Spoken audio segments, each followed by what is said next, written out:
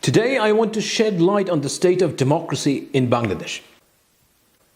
The recent video that we are about to show you unveiled the shocking reality of what goes on during elections in Bangladesh.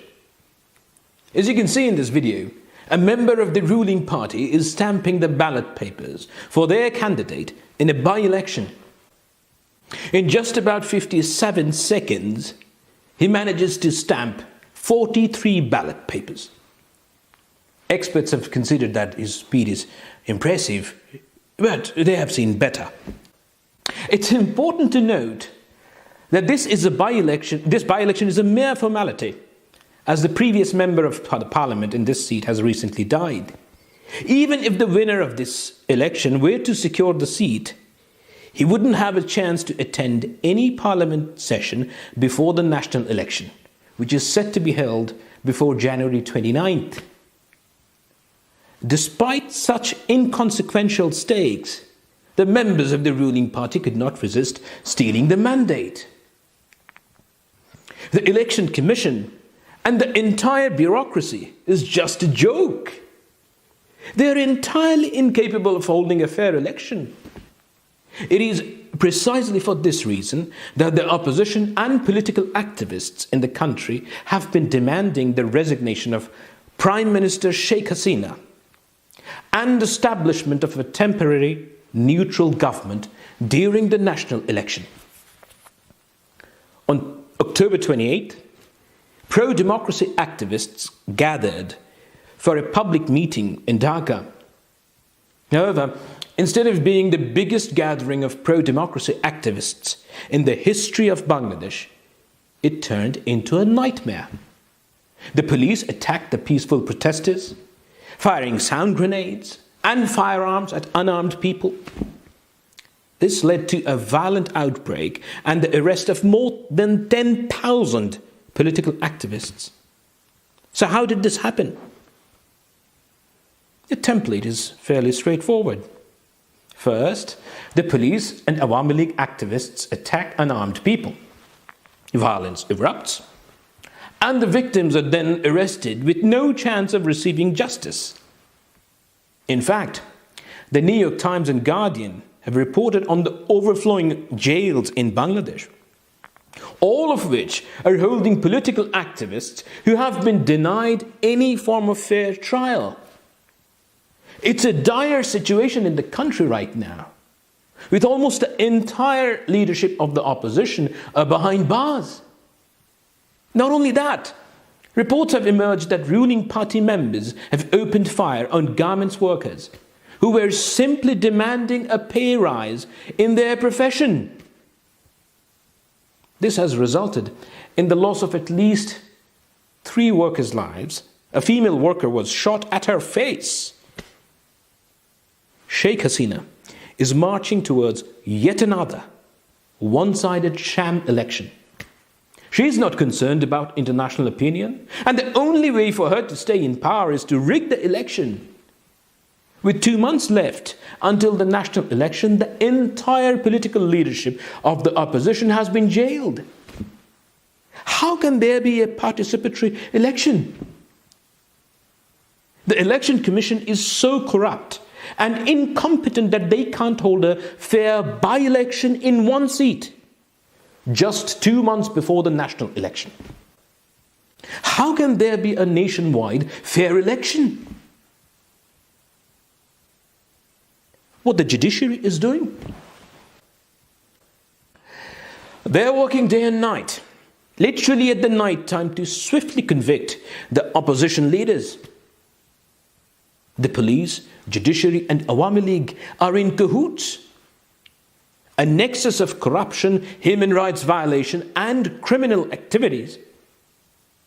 In the past 2 weeks, 10,000 pro-democracy activists have been jailed. If we are serious about democracy in Bangladesh, if people of Bangladesh and foreign stakeholders are serious about the future of democracy in Bangladesh, this nexus between the judiciary, police and Awami League has to be broken. There is absolutely no future of democracy in Bangladesh without this nexus being broken.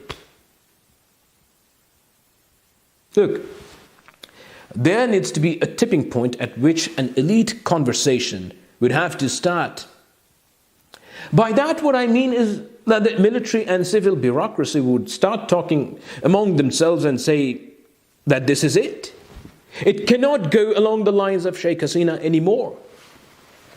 The sanity must prevail. Now, when will that conversation start? Or how would this nexus be broken?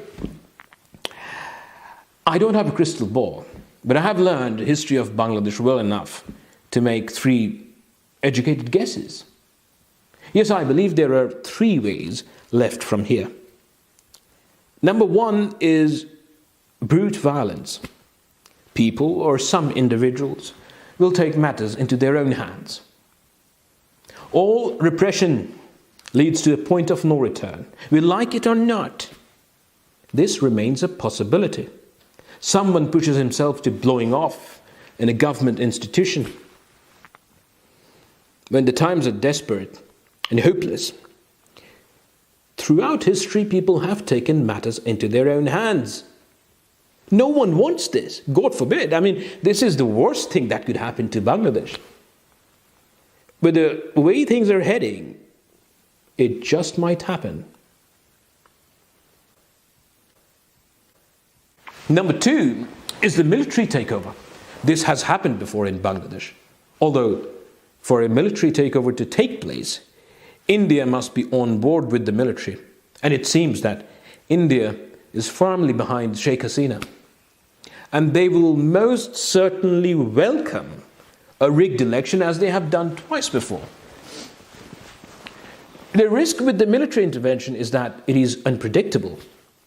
Surely they would be hugely popular and will gain public support.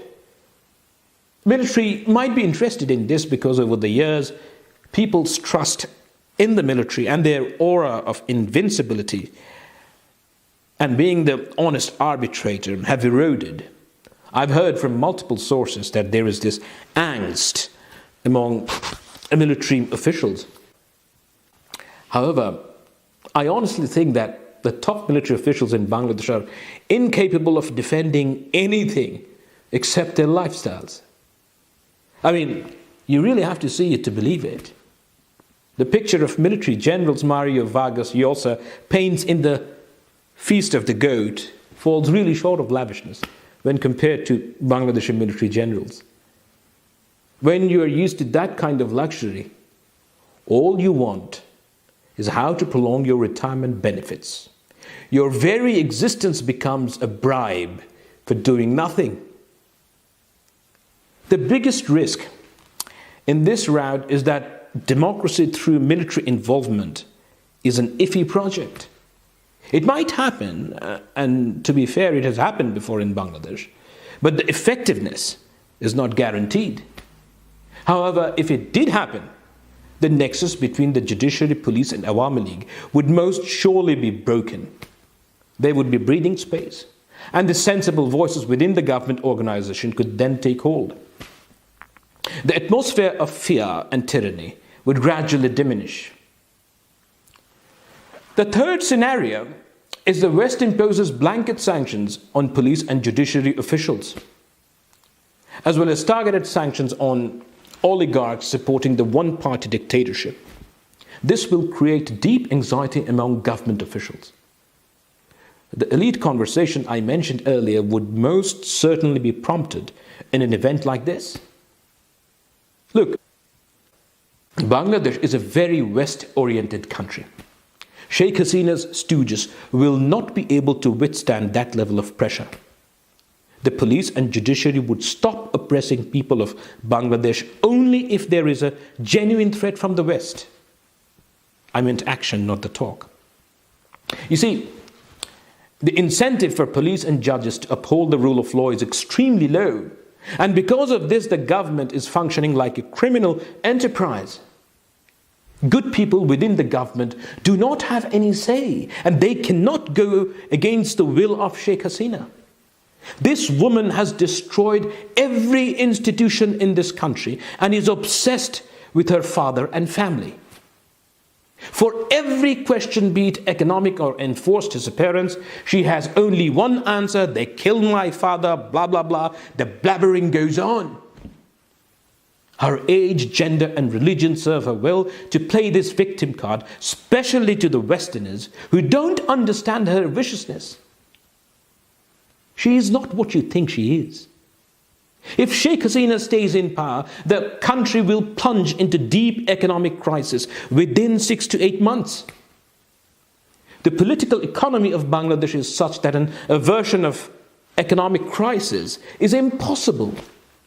There needs to be a regime change. Why?